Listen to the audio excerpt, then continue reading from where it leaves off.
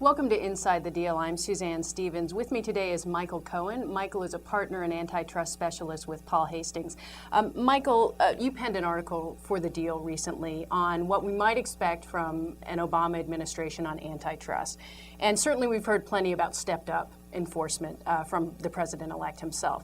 How likely do you think that is in the depressed deal economy that we're in and the depressed macro economy that the country's facing right now? Well, Suzanne, I think it's actually very likely.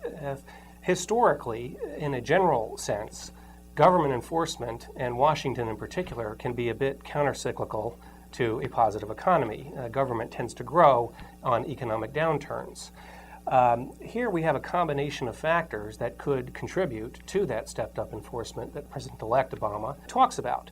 First and foremost, with a credit crunch, there may be a bit more financial reluctance to invest and finance acquisitions. And as a consequence in the marketplace, we may see a lot more strategic combinations. And it is strategic combinations amongst market competitors that present antitrust issues to review in the first instance. You take that together with the fact that the economic and legal standards for merger clearance don't change just because an economy is up or down. In fact, in many ways, on a downturn, merger review can be heightened. Merger review is generally concerned with two problems. Will the merger increase prices to consumers or buyers of the product?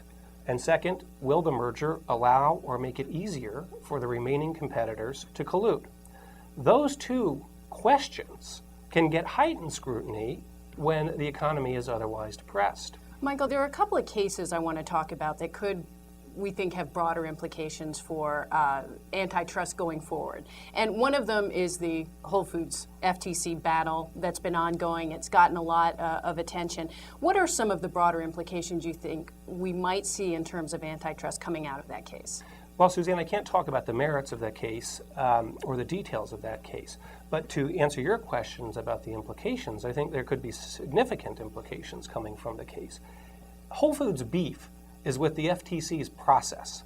The FTC, unlike the Department of Justice Antitrust Division, goes back to and can go back to its own administrative tribunal and pursue a transaction that a court has refused to enjoin and eventually seek divestiture remedies or unwinding of the deal. Whole Foods beef is that's fundamentally unfair.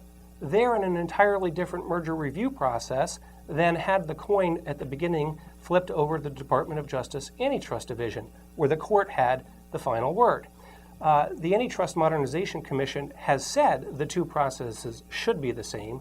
I think a lot of antitrust lawyers on all sides of the issue agree with that fundamental point of fairness, and we very well likely could see legislative change or other change to equalize the processes between the two agencies. And certainly people will be watching this case closely as it plays out in the next few months. Another case that hasn't gotten nearly the attention that the Whole Foods case has gotten, but one that you've written about, is the FTC's lawsuit against Ovation Pharmaceuticals.